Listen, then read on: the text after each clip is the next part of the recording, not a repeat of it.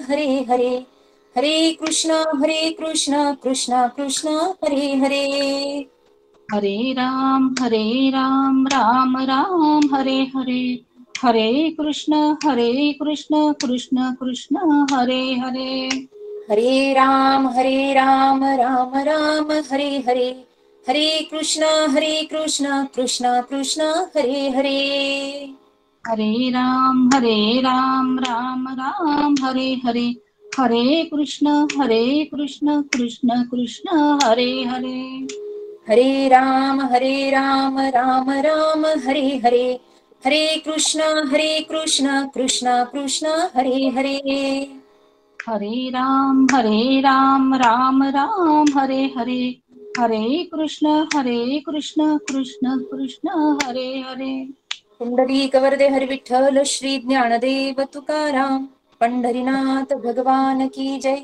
माऊली ज्ञानेश्वर महाराज की जय, जगद्गुरु संत तुकाराम महाराज की जय, अवधूत चिंतन श्री गुरुदेव दत्त. गुरुर्ब्रह्मा गुरुर्विष्णू गुरुर्देवो महेश्वरा, गुरु साक्षात परब्रह्म तस्मै श्री गुरुवे नमः.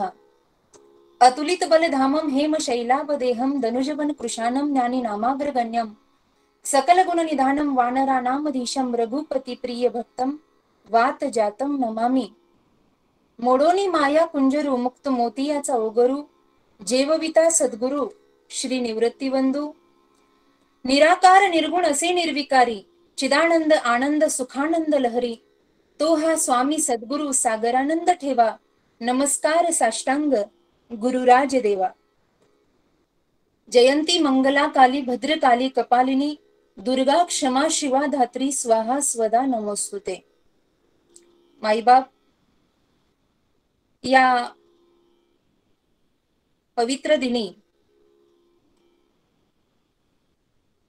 जगद्गुरु वंदनीय तुकोबारायांच्या गाथ्याचं निरूपण करत असताना 4 चरणाचा अभंग आहे. सोनियाचे ताट क्षीरीने भरिले, भक्षावया दिले श्वाना लागी, मुक्ताफळ हार खरासी घातला, कस्तुरी सुकराला चोजविली, वेद पारायण बधिरा सांगे ज्ञान, तयाची खुन काय जाणे, तुका म्हणे ज्याचे तोची एक जाणे, भक्तीचे महिमान साधू जाणे. असा 4 चरणाचा अभंग आजच्या प्रवचन रूपी सेवेसाठी आपण निवडलेला आहे.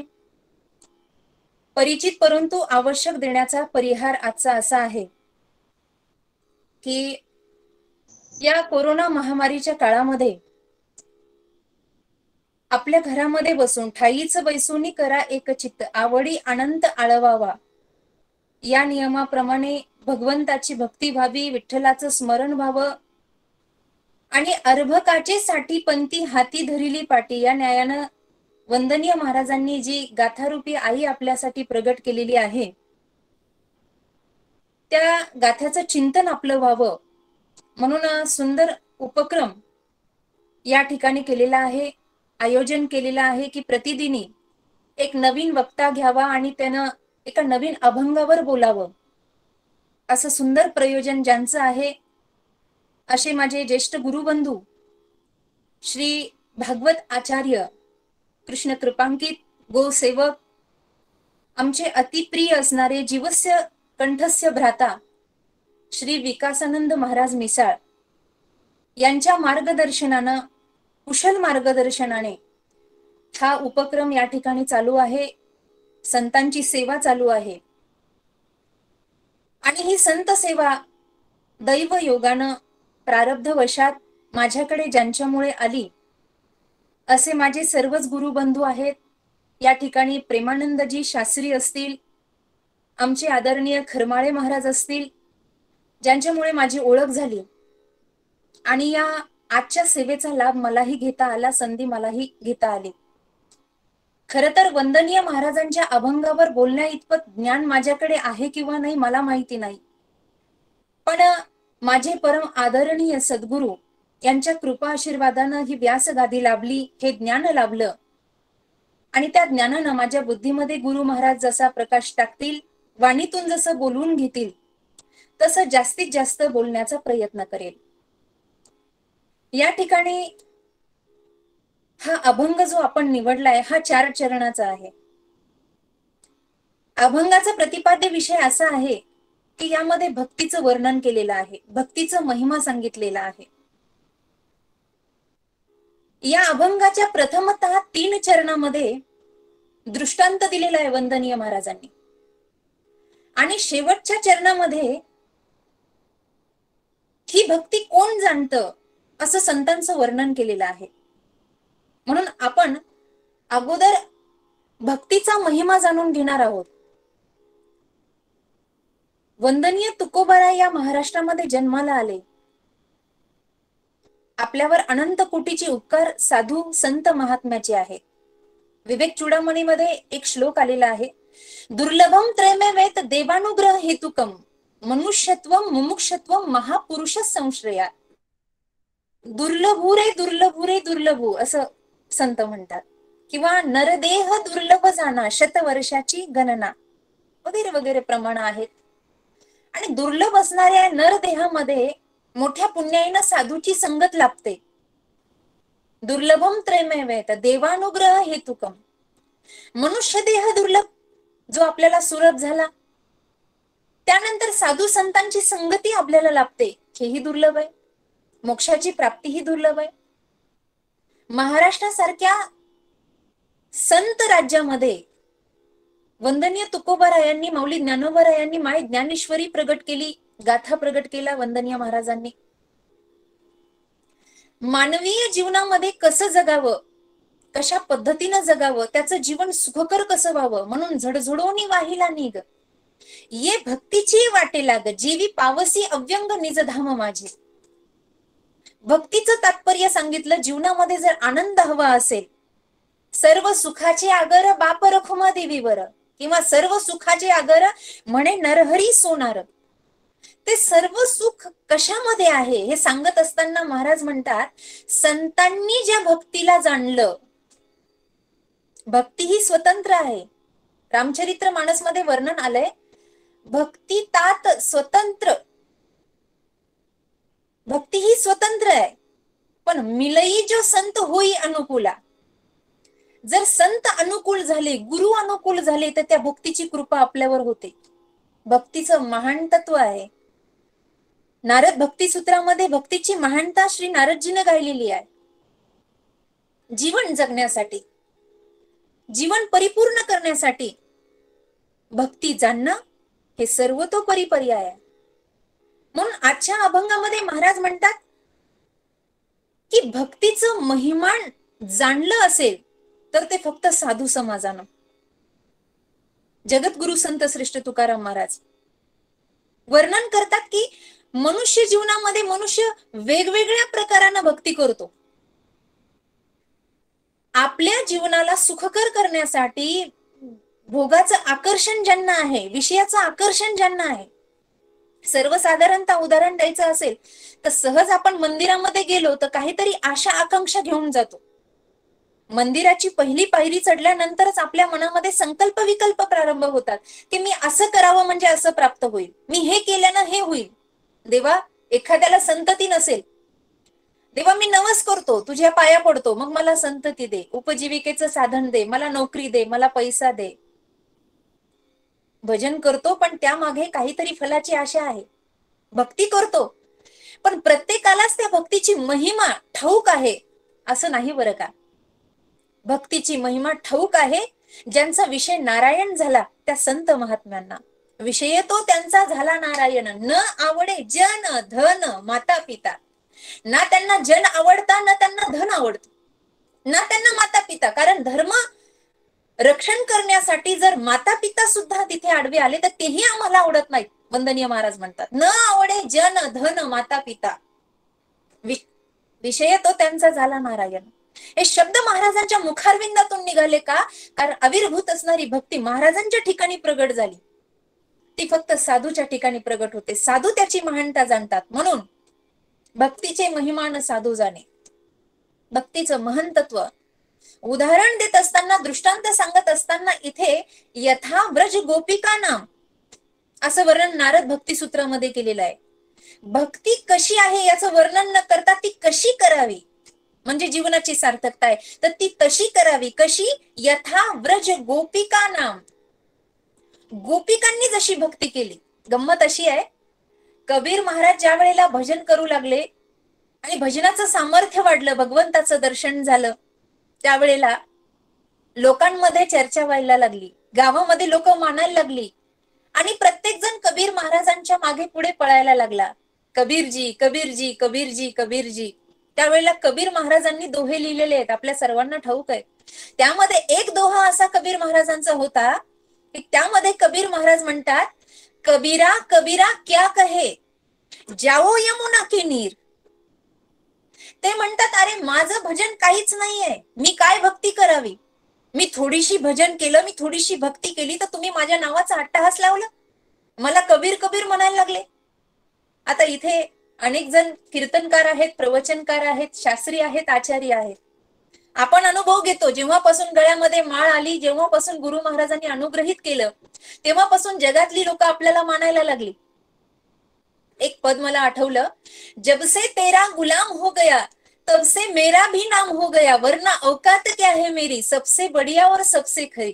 मेरे बाबा तेरी नौकरी सबसे बढ़िया और सबसे खरी. माणसाला इज्जत ना पैशानं मिळते ना त्याच्या ऐश्वर्यानं मिळते. ज्या दिवशी देवाची संतांची कृपा होते ना, समाजामध्ये मान सन्मान आपोआप वाढतो. जब से तेरा गुलाम हो गया. तसं कबीर महाराज म्हणतात, मी देवाचं भजन काय करायला लागलो, मी देवाचे नामचिंतन काय करायला लागलो, तुम्ही माझ्या मागे धावायला लागलात, पण तुम्हाला माहितीये का खरी भक्ती कुठे आहे. तेव्हा कबीर महाराज दोहा पूर्ण करतात, कबीरा कबीरा क्या कहे जाओ यमुना के नीर, एक गोपी के प्रेम में बह गए कोटी कबीर. एका एका गोपीच्या प्रेमामध्ये कोटी कबीर तयार होतील, तेव्हा एक गोपी तयार होईल, एवढी भक्ती त्या गोपींच्या ठाई आहे, ज्या भगवंताच्या भक्तीशिवाय राहूच शकत नाही. म्हणून यथा व्रज गोपिका नाम, भजन कसं करावं, भक्ती कशी करावी, त्याग कसा करावा, आराध्याची त्या ठिकाणी सेवा कशी करावी, हे शिकावं त्या गोपिकांकडून, त्या संतांकडून. मला एक प्रसंग आठवला, आपण सर्व ज्ञात आहात, श्रुत आहात. प्रसंग फार सुंदर आहे. एकदा भगवंत बसलेले होते द्वारकेला, चर्चा चालू होती. 16,108 जणी होत्या, एवढ्या सगळ्यांना सांभाळायचं होतं. पण एवढ्यामधून सुद्धा भगवंतांना गोपिकांची आठवण यायची, भगवंत रडायचे. भगवंताला एकदा रुक्मिणी आदी पत्नींनी प्रश्न केला, म्हटले, देवा एवढं सुख या द्वारकेला आहे, आम्ही एवढं तुमच्यावर प्रेम करतो, पण एवढं सगळं असतानाही तुम्ही त्या गोपिकांना आठवता, काय कारण आहे, काय कमी पडलं तुम्हाला आमच्याकडून. साहजिकच आहे, ज्या वेळेला पती चिंतेमध्ये असेल त्यावेळेला पत्नीनं विचारलं पाहिजे, का हो एवढं मी तुमच्यावर जीवापाड प्रेम करते, पण तुम्ही तोंड पाडून बसलात, कसली चिंता आहे का, काही पर्याय सुचू का, मी काही मदत करू का. कृष्ण पत्न्यांनी हाच प्रश्न केला देवाला. तुम्ही कधी कधी एकांतामध्ये बसता, कधी कधी रडतात, काय कारण आहे, काय कमी पडलं आमच्याकडून तुम्हाला, या द्वारकेमध्ये काय कमी आहे की तुम्ही रडता, कुणाची आठवण येते तुम्हाला, कुणाची आठवण तुम्हाला त्रस्त करते, स्वामी आम्हाला सांगा. अनेकदा प्रश्नाचं उत्तर देवाला द्यायचं होतं, पण देवाला असं वाटलं की काहीतरी कृती करावी. कधी कधी उत्तर कृतीतून द्यावं लागतं. एक दिवसाचा प्रसंग असा होता, या सगळ्यांच्या प्रश्नाचं उत्तर द्यावं म्हणून देवानं पोट दुखण्याचं नाटक केलं. एवढं देवाचं पोट दुखायला लागलं, जो जगाचा नियंता आहे, यथा व्रज गोपिका नाम, यावर मी बोलतीये. भक्ती कशी करावी देवर्षी नारद वर्णन करतायत. एवढं देवाचं पोट दुखू लागलं, एवढ्या वेदना होऊ लागल्या, देव कासावीस झाले आणि धरणीवर लोटांगण घेतलं, लोळायला लागले देव. सर्वजणी एकत्र झाल्या, सर्वजणी वैद्याला बोलवलं. आता तो देवच आहे महाराज, देहुडा चरणी वाजवी तो वेणू. ज्यानं स्वतःसाठी 8 अंक निवडला, 8 कसा आहे असा वाकडा आहे ना, तसं हा सुद्धा लीला करण्यामध्ये माहीर आहे बरं का. भगवान श्रीकृष्णासारख्या लीला कुणी केल्या नाही. अतिशय आनंद आहे त्या लीलेमध्ये. एवढं नाटक केलं, म्हणले माझं पोट दुखायला लागलंय, काय करू म्हटले रुक्मिणी, मला सुचत नाही, सत्यभामा काय करू आता, माझं काही खरं राहिलं नाही, एवढं माझं पोट दुखतंय. वैद्याला बोलवलं, औषध देण्याचा प्रयत्न केला, दवा दिली, दुवा केली, काहीही उपचार झाला नाही. देवाच्या वेदना वाढत होत्या, देव गडबड गडबड लोळतच होते, देवाच्या डोळ्यातून पाणी वाहतच होतं. काय असेल याच्या पाठीमागे, मला सगळ्या जणी रडायला लागल्या, आता काय करावं. तेवढ्यामध्ये नुकतंच देवर्षी नारदांचं उपस्थिती त्या ठिकाणी लागली. संत आले, करतल करविना हातले ले प्रभू का नाम. देवर्षी नारदजींचं आगमन त्या ठिकाणी झालं आणि झाल्याबरोबर सगळ्या जणींनी एकाच वेळेला महाराज देवर्षी नारदांच्या जवळ गर्दी करायला प्रारंभ केला. म्हणले बाबा बरं झालं ऐन वेळेला तुम्ही आले. देवर्षी नारद म्हणले मला माहित होतं मला यावं लागेल म्हणून. गंमत अशी आहे, ऐन वेळेला आले. असं ऐन वेळेला कुणी आलं की बरं वाटतं. सगळ्या जणी एकत्र झाल्या आणि सोबतच विचारायला लागल्या, तुम्हाला काही ठाऊक आहे का, या अगोदर देवाचं कधी पोट दुखलं का, आम्ही वैद्याला बोलवलं, अहो काय काय उपाय केले पण पोट काही राहत नाही, काय करावं बरं. देवर्षी नारद म्हणले मी पाहतो, देवाला विचारतो, बघतो मी काय होतंय का माझ्याकडून. देवर्षी नारद गेलेत भगवंताच्या जवळ. देवर्षी नारदांना पाहिल्यावर भगवंतानं तर अजूनच रडायला प्रारंभ केला. महाराज मोठ्या मोठ्यानं रडायला लागले. म्हटले बाबा माझं काही खरं नाही, संपलं, म्हणले माझं पोट दुखतंय, काय करावं. देवर्षी नारदांना हळूच विचारलं, म्हणले देवा नाटक पचवता येईल एवढं तरी करा, फार रडताय तुम्ही, काय म्हणले तुमच्या या रोगावरचं औषध. काही नाही म्हणले, जो कुणी मला त्याच्या चरणाची रज माझ्या मस्तकावर लागेल, जो माझा हरिभक्त आहे, जो माझा भक्त स्वतःला मानतो असा माझा भक्त असणारा, त्याच्या चरणाची रज जर माझ्या पोटाला लावली, माझ्या माथ्याला लावली. आता काही ठिकाणी चरणामृत सांगितलंय, काही ठिकाणी चरणांची रज सांगितली, प्रत्येकाचं मत थोडंसं वेगवेगळं येतं. म्हणून ते चरणामृत असेल किंवा चरणाची रज असेल, असा एखादा हरिभक्त जर कोणी असेल, तो मला द्यायला तयार असेल आणि ते पोटाला डोक्याला लावली तर कदाचित माझ्या वेदना थांबतील, असं जर कोणी द्यायला तयार असेल तर बघा. देवर्षी नारद म्हणले अहो इथे सगळेच तुमचे हबप आहे, इथे सगळेच तुमचे हरिभक्त परायण आहेत. देव म्हणले पण ऐका, एखादा माझा निस्सीम सेवा करणारा हरिभक्त जो मला चरणाची रज देईल किंवा चरणामृत देईल, त्यानं माझ्या वेदना थांबतील बर का. पण जो कोणी देणारा असेल ना, त्यानं हे देत असताना विचार करावा की त्यानं मला हे दिल्यानंतर तो नरकामध्ये जाणार आहे. असं म्हणल्यानंतर सगळे बाजूला सरकले, सगळे बाजूला सरकले. कोण ही तयारी ठेवेल नरकामध्ये जाण्याची. अहो 16,108 जणी पण बाजूला सरकल्या. देवर्षी नारद म्हणले आपण तर याच्यामध्ये नाहीच, माझा काही संबंधच नाही दूर पर्यंत.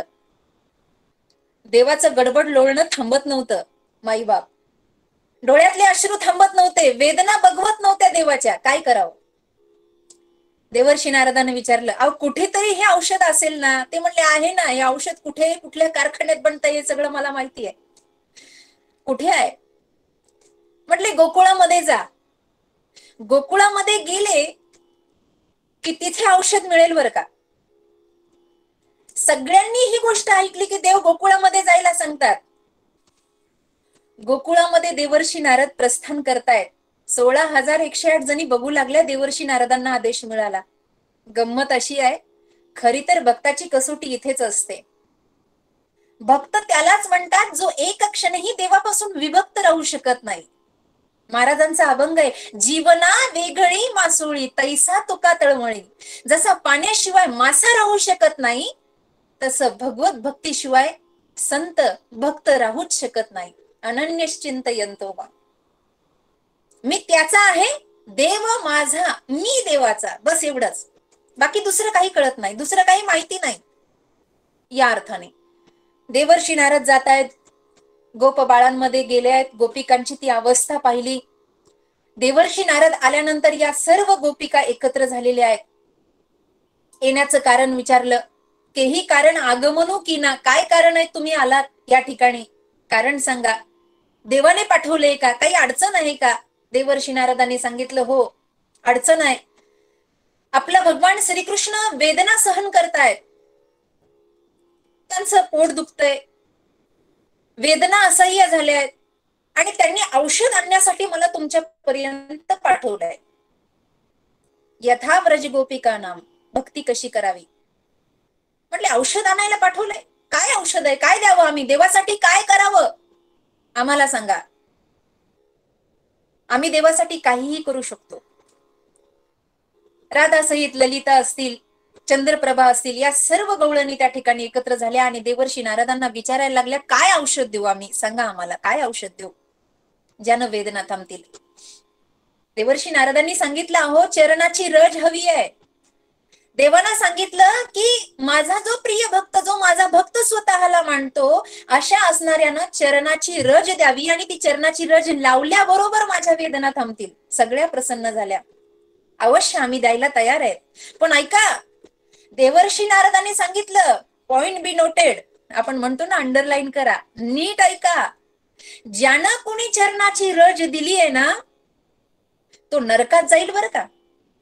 माई बाप, ज्या वेळेला ही गोष्ट त्या गोपिकांनी ऐकली ना, त्यांच्यामध्ये भांडणं लागली आहे. ही म्हणते मी देणार, ती म्हणते मी देणार, ती म्हणते मी देणार. देवर्षी नारदांनी सांगितलं, अरे बाबांनो तुम्ही ऐकलंय का, तुमच्या चरण रजानं देवाचं पोट राहील, पण ज्यानं कुणी चरण रज दिलीये ना तो मात्र नरकाला जाणार. अशा अवस्थेमध्ये गोपिकांनी उत्तर दिलं. ते उत्तर मार्मिक होतं आणि ऐकण्यासारखं होतं. ते उत्तर असं होतं की अहो देवर्षी नारद, आमच्या चरण रजानं जर देवाचं पोट राहत असेल, देवाच्या वेदना थांबत असतील आणि देवाला सुख लाभत असेल ना, तर अशा त्या देवासाठी आम्ही 1000 वेळेला नरकामध्ये जाण्यासाठी तयार आहे. आम्हाला त्या नरकाची काळजी नाही, आम्हाला आमचा देव हवाय. यथा व्रज गोपिका नाम, ही भक्ती आहे. म्हणून नारद भक्ती सूत्रामध्ये भक्तीचं वर्णन करत असताना मुद्दामून गोपिकांचं वर्णन केलंय की भक्ती कशी करावी, त्या गोपिकांप्रमाणे करावी, गोपिकांप्रमाणे.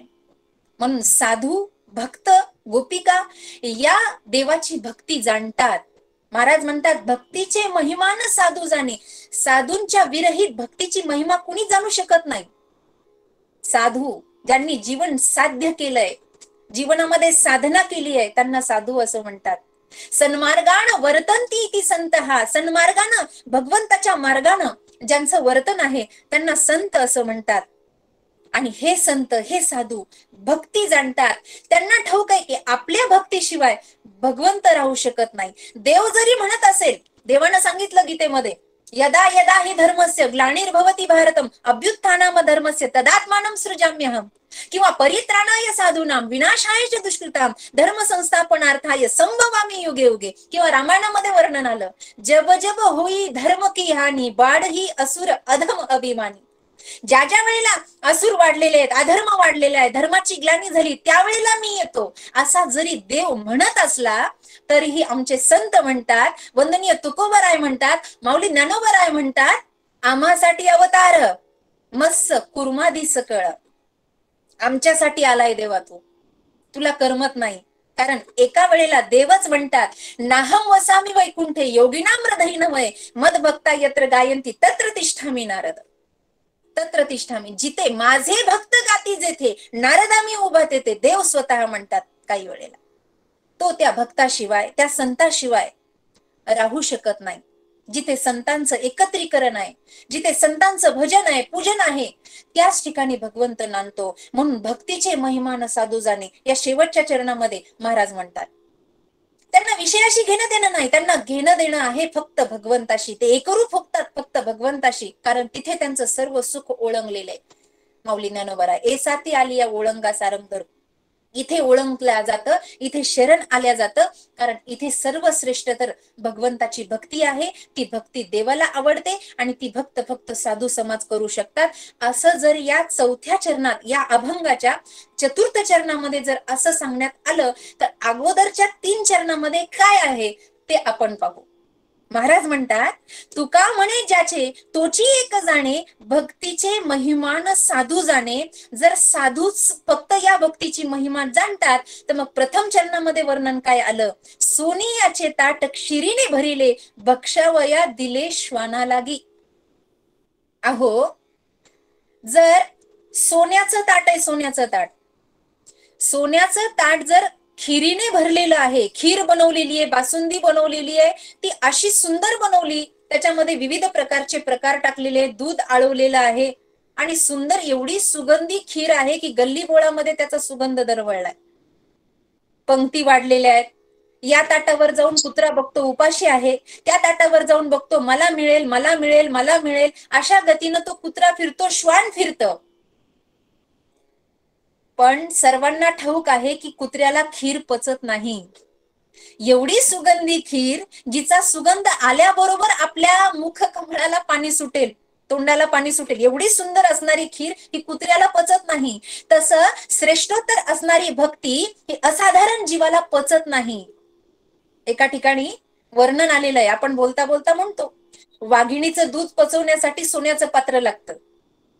तसं श्वानाला खीर पचणार नाही, तिथे अधिकारी हवा. प्रथम चरणाचं वर्णन या ठिकाणी आपण करतोय की सोनियाचे ताट, खिरेनं भरलेलं सोन्याचं ताट आहे, पण श्वानाला ती खीर मात्र जशी पचत नाही, तसं असाधारण व्यक्तीला, ज्याला भक्तीचं महिमा माहित नाही, जो विषयामध्ये रममाण झालेला आहे, अशाच्या समोर भक्ती त्याला करता येत नाही किंवा भक्तीची महिमा तो जाणू शकत नाही. द्वितीय चरणामध्ये वर्णन आलं, मुक्ता फळ हार खरासी घातला, कस्तुरी सुकराला चोजविली.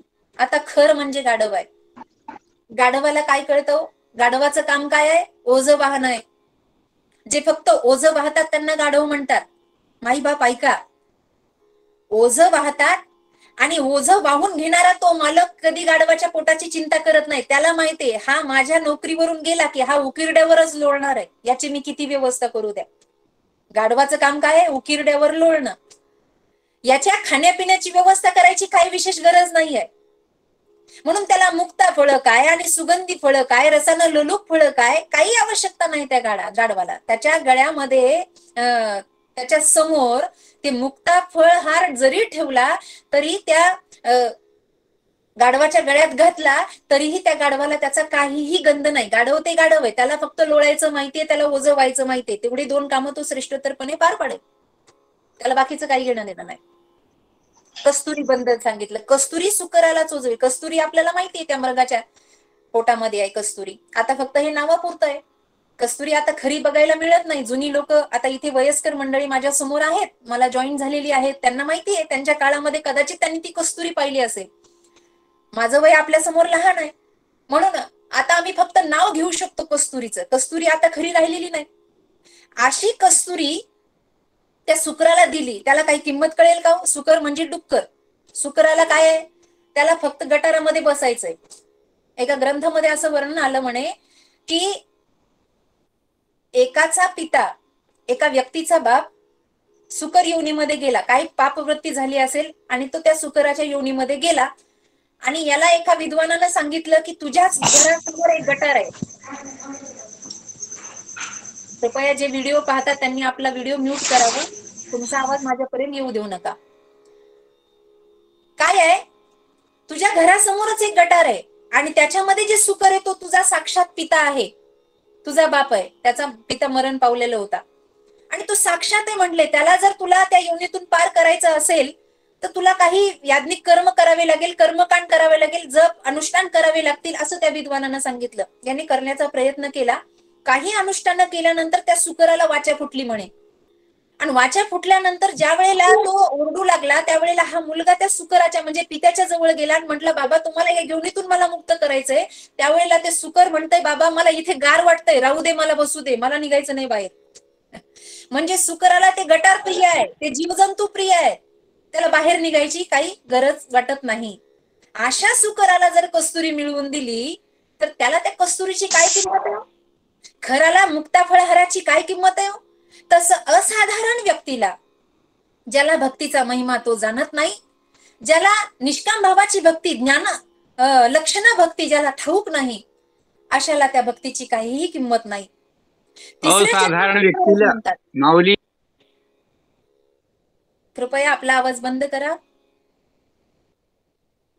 साधारण व्यक्तीला का असाधारण व्यक्तीला हेच मला कृपया आपला आवाज बंद. असाधारण व्यक्ती, ज्या ठिकाणी त्याला महिमा, साधारण व्यक्ती कदाचित, जो साधारण व्यक्ती आहे, कृपया मी चुकले, असाधारण हा शब्द माझ्या तोंडाला आला, जो सर्वसाधारण व्यक्ती आहे की ज्याला भक्तीचा महिमा ठाऊक नाही, हा व्यक्ती या उदाहरणाप्रमाणे इथे प्रत्यक्षिक आहे.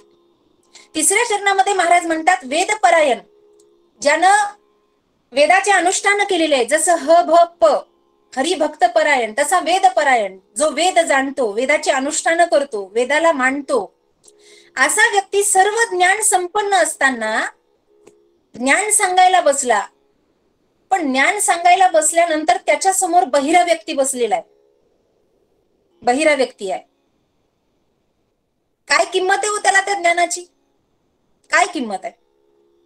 बहिऱ्या व्यक्तीला ज्ञान सांगून काहीही उपयोग नाही, त्याला त्याची काहीही किंमत नाही. तसं सर्वसाधारण व्यक्तीला, जो भक्तीचा महिमा जाणत नाही, त्याला या भक्तीचा महिमा ठाऊक नाही. म्हणून महाराज शेवटच्या चरणात म्हणतात तुका म्हणे ज्याचे तोची एक जाणे, भक्तीचे महिमान साधू जाणे. पुन्हा आपण चतुर्थ चरणावर आलेलो आहोत की साधू शिवाय, संताशिवाय भक्तीचा महिमा कुणीही जाणू शकत नाही. ते साधू देवाला प्रिय आहेत. उधो मोहे संत सदा अति प्यारे, ज्याकी महिमा वेद उचारे, उधो मोहे संत सदा अति प्यारे. ते संत मला प्रिय आहेत, कारण का ते माझ्या भक्तीची महिमा जाणतात, ते माझ्यापासून कधीही विभक्त होत नाही. माझ्या प्रत्येक परीक्षेला ते उतरतात, जरीही ती थोडी वाट चुकले असतील. एक संदर्भ असा आलाय, अर्जुनजी एका उद्यानामध्ये गेले होते. भक्त कसे आहेत बघा, जणी क्षणार्धामध्ये त्यांना अभिमान झाला असेल, ते च्युत झाले असतील, अच्युतापासून बाजूला गेले असतील, पण तरी सुद्धा ते भगवंताच्या कृपेने लगेच भगवंत चरणी येतात.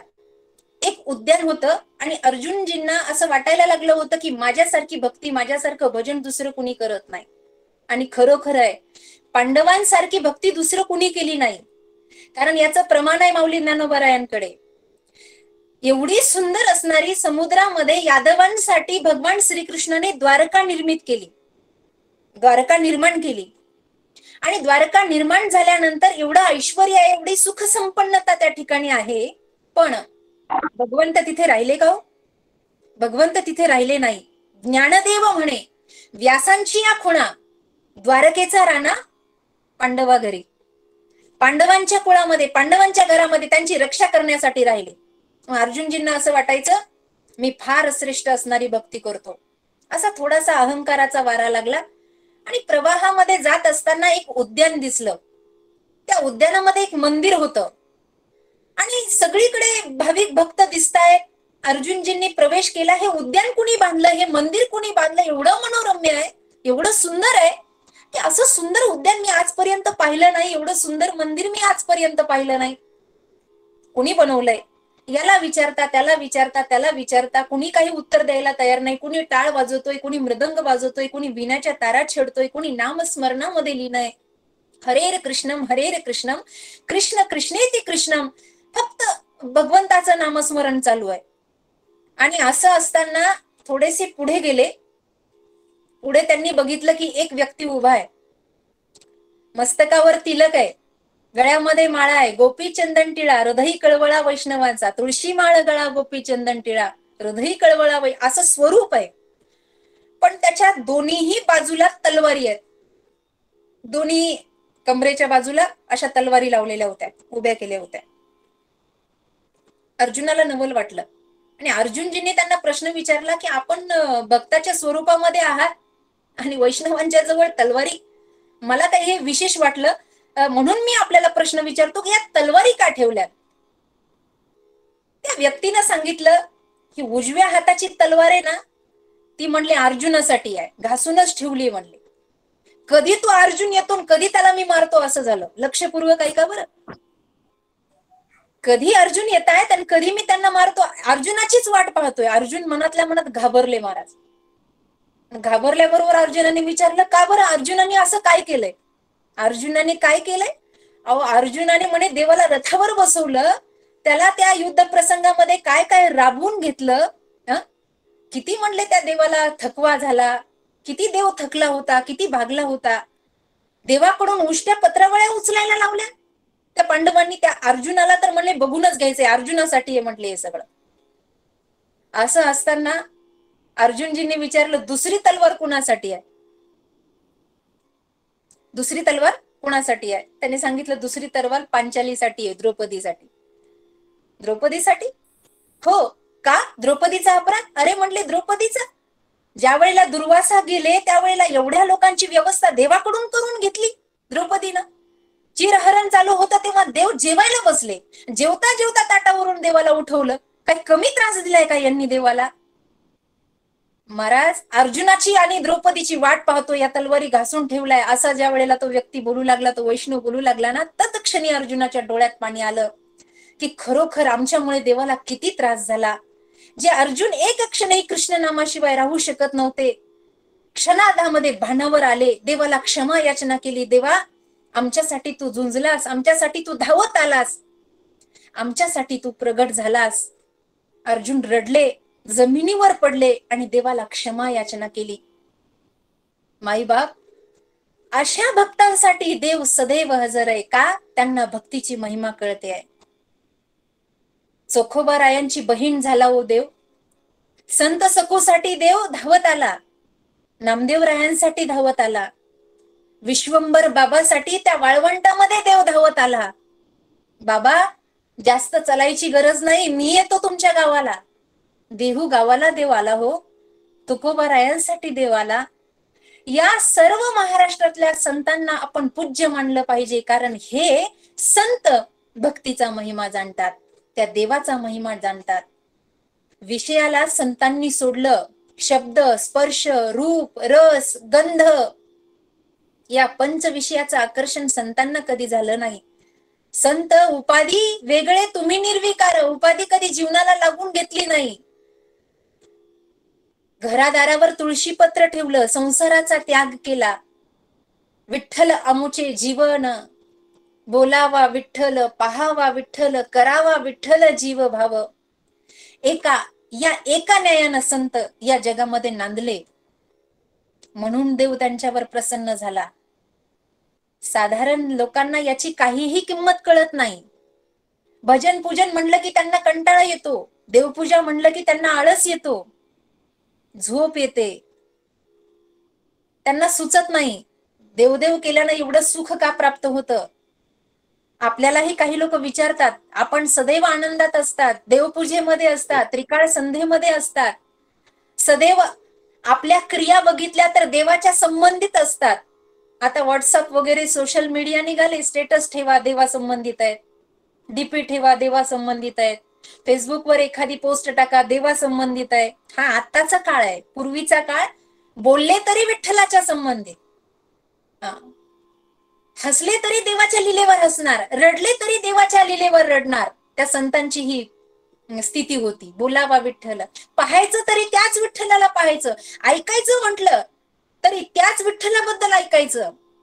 म्हणून लोक विचारतात, सदैव तुम्ही पूजापाठ मध्ये रत असता, तुमचं देवाशी एवढी संलग्नता का? तुम्हाला दुसरं काही सुचत नाही का? अरे विठ्ठल आमचं जीवन झाल्यावर दुसरं सुचेल का बाबा? जिथे खरा आनंद प्राप्त झाला.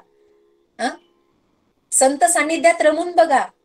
श्री स्वामी सागरानंद सरस्वती महाराजांच्या सानिध्यामध्ये आम्ही आहोत. विकासानंद महाराज आहेत. महाराजांची गोसेवा फार मोठी आहे. महाराजांचा भक्त परिवार फार श्रद्धाळू आहे. दर गुरु पौर्णिमेला महाराज तिथे असतात. आमची भेट होते. वर्षातून एक वेळेला आम्ही भेटतो, विकासानंद महाराज आणि आम्ही. सर्व गुरु बंधू भगिनी एकत्र येतात त्या गुरुस्थानावर श्री गुरु महाराजांचं मुख कमल बघण्यासाठी.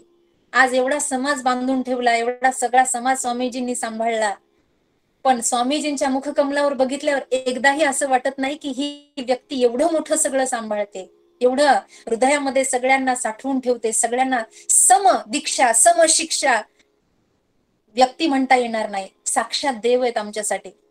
का सांगते? हे संत श्रेष्ठ आहेत. या संतांनी महाराष्ट्रांना बांधून ठेवलंय.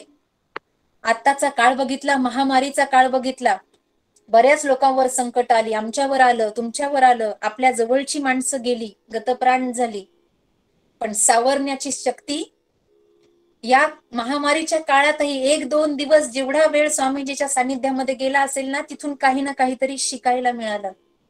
आज जे आम्ही बोलतोय, विकासानंद महाराज भारतभर प्रचार करतायत, त्यांनी शंकराचार्य द्वारे दिंडीचंही मला वाटतं काम केलेलं आहे. त्यांच्या आश्रमामध्ये आयुर्वेदाचंही बरंच काही महाराज करतात. विद्यार्थी गणही त्यांचे आहेत. खूप काही स्वामीजीकडून शिकायला मिळतं. आज आम्ही भक्तगण किंवा आम्ही शिष्यगण जे आहेत ना, ते स्वामीजींमुळे आहोत. संत श्रेष्ठ आहेत. म्हणून मला म्हणावंसं वाटतं, हम क्या थे और क्या बना डाला, बैठे थे जमी पे आज फलक पे बिठा डाला. आम के पेड़ को फल लगने में बरसों लग जाते हैं, लेकिन हमारे गुरु ने हमें बबूल से भी आम बना डाला. आज जे काही आहेत ते गुरु महाराजांमुळे आहोत, संतांमुळे आहोत, ज्ञानोबा तुकोबांमुळे आहोत. म्हणून मी या उत्तरार्धामध्ये, या सेवेच्या उत्तरार्धामध्ये आपल्याला काही गोष्टी सांगून जाईल, जी लोक मला जॉईन झालेली आहेत. आपल्या घरामध्ये माय ज्ञानेश्वरी आहे, गाथा आहे. हा उपक्रम आपल्यासाठीच आहे. रोज एका अभंगावरचं चिंतन आहे. जे कुत्र्याला कळत नाही, जे गाढवाला कळत नाही, जे सुकराला कळत नाही, ते माणसाला कळलं पाहिजे, त्यासाठी गाथा आहे, त्यासाठी ही प्रवचन आहेत. आमचे प्रेमानंद शास्त्री हा उपक्रम अतिशय अभ्यासूपणानं आणि नित्यक्रमानं त्यांनी योग्य योग्य वक्ते या ठिकाणी निवडले आणि सुंदर विवेचन करून, प्रस्तावना करून या कार्यक्रमाला ते प्रारंभ करतात. हा अट्टाहास या लोकांचा याचसाठी आहे किंवा आम्हा लोकांचा याचसाठी आहे की महाराजांचं वचन होतं, वंदनीय तुकोबा, उद्धारा या जन जड जीव, त्या वचनावर कुठेतरी पोस्टमनचं काम करत हा निरोप आम्ही तुमच्यापर्यंत पोहोचवतो, याचसाठी पोहोचवतोय. दुसरा काहीच त्याचा अर्थ नाहीये की आता कोरोनामध्ये काही काम नाही म्हणून बसलो आम्ही प्रवचन करायला. इथे आमचा पूजापाठ असतो, आमची त्रिकाळ संध्या असते, त्यातूनही वेळ काढायचा असतो. कारण आपण सर्वजण आमच्यावर प्रेम करत आहात, देवावर प्रेम करत आहात आणि त्या प्रेमापोटी ही उपक्रम, ही प्रयोजन, मागेही एकादश स्कंदाची मालिका सुरू होती खरमाळे महाराजांद्वारे, योगीराज महाराजांद्वारे ही चालू होती 1 महिनाभर श्रावण मासामध्ये. हे उपक्रम ही संत मंडळी, वारकरी मंडळी, महाराज मंडळी का करतात माहितीये का?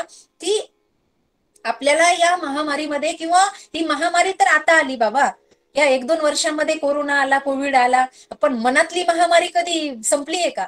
सांगा बरं. कदाचित याच्यावर औषध मिळेल, पण मनातले जे विकार आहे त्या महामारीवर औषध कोणतं आहे?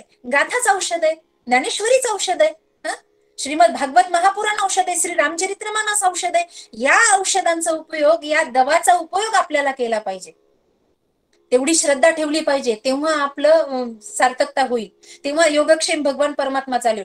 तुम्ही रामकथा ऐकली असेल तर गंध मादन नावाचं वानर होतं, ते रावणाच्या तडाख्यामध्ये सापडलं होतं.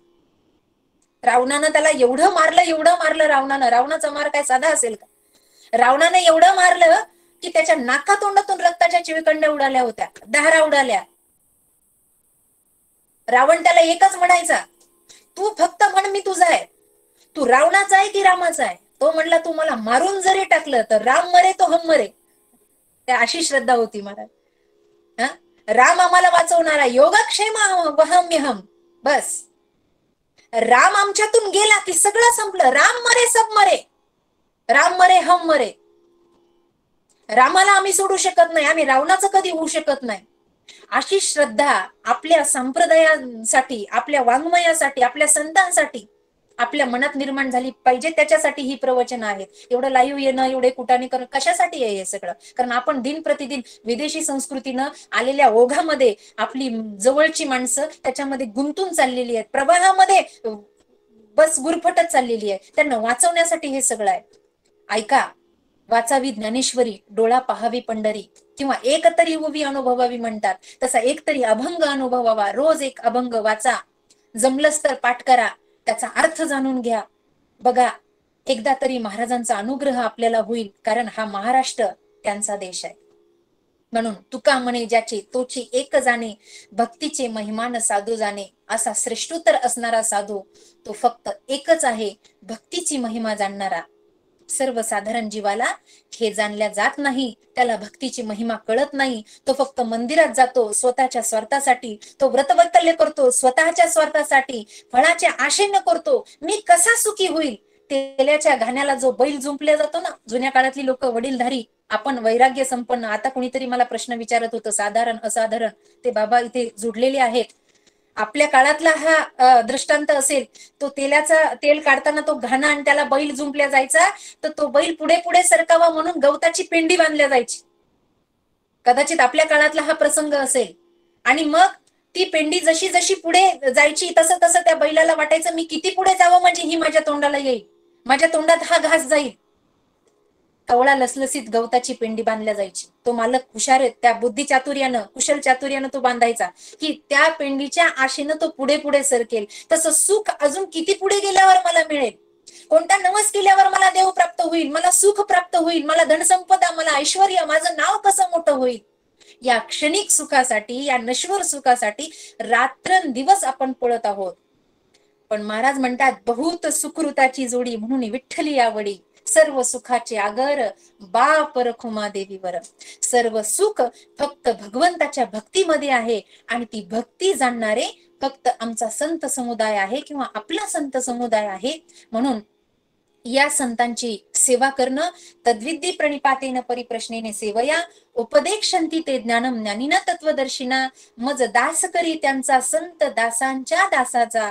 देवा मला त्यांचा दास कर आणि त्यांची भक्ती माझ्याकडून होऊ दे, कारण ते संत तुझी भक्ती जाणतात, ते या जगातले सर्वश्रेष्ठ आहेत. असा जवळपास या अभंगाचा अर्थ लावण्याचा प्रयत्न केला. खर तर महाराजांच्या अभंगावर बोलण्या इतकं ज्ञान माझ्याकडे नाही, कदाचित माझी पात्रताही नाही. पण गुरुकृपेनं आज हे व्यासपीठ लाभलं. आमचे आदरणीय वंदनीय बंधू प्रेमानंदजी शास्त्री असतील, आमचे खरमाळे महाराज असतील, खरं तर त्यांच्यामुळेच या सेवेची संधी मला प्राप्त झाली असं म्हणता येईल. तसेच आमचे आदरणीय ज्येष्ठ गुरुबंधू विकासानंदजी महाराज असतील, या सर्वांना मी विनम्रतेनं हृदयस्पर्शी धन्यवाद देते की आजच्या या काळामध्ये आपण महाराजांच्या अभंगाला मला मान्यता दिली, तो अभंग दिला आणि त्यातून मला सेवा करण्याची संधी दिली. त्याबद्दल मी आपली ऋणी आहे. आपल्या सर्वांच्या चरणी शतशः वंदन करते. स्वामीजींच्या चरणी कोटी कोटी प्रणाम करते आणि आपल्या सर्वांची आज्ञा घेते. बोलण्याच्या ओघात काही चुकलं असेल तरी ना तरी बालक बोबडा बोली, का वाकुडा विचुका पावली, तरी चोज करुनी माऊली, तरी जे जेवी, या अर्थानं आपली सर्वांची आज्ञा घेते. ओम नमो नारायण. हरिओम. रामकृष्ण हरी.